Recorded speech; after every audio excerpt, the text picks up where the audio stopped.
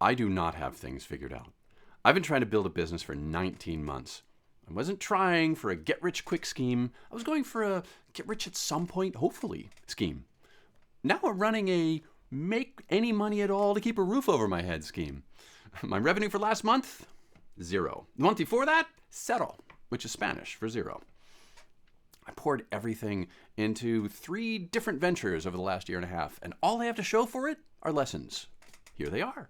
Lesson number 1, never frickin' give up.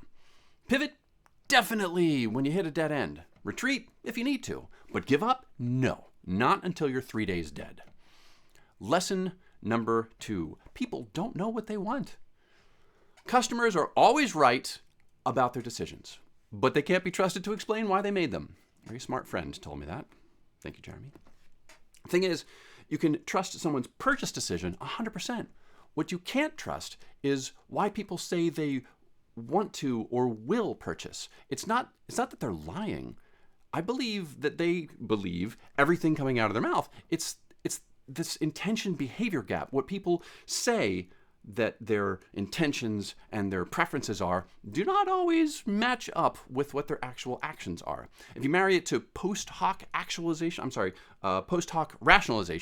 which is when people unconsciously justify choices after they made them, and you have the recipe for real life, unreliable narrators everywhere you look, which includes the mirror. I spent 7 months building Money At, a personal finance application, because people said they wanted it.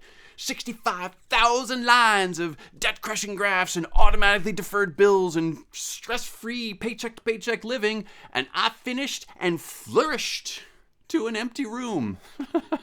There is an uncanny Death Valley between, hey, that looks really interesting, and here's my credit card. Lesson number 3. Failure is inevitable. Michael Dell started Dell Computers when he was 19 years old. Last year, it made $96.7 billion. He is the exception. He's the exception. The rest of us are the rule. There is no success without failure. Often, a lot of failure. We either sit in a dinghy going nowhere useful, or we weather storms and keep tacking against the wind. Lesson 4, earning is not failing. Business not making money, but you need to pay your mortgage? Get gigs, get a contract, get a job, or keep your job. It may take you longer to build the business, build the dream, but you're going to get a whole lot more accomplished if your family's not living out of your car.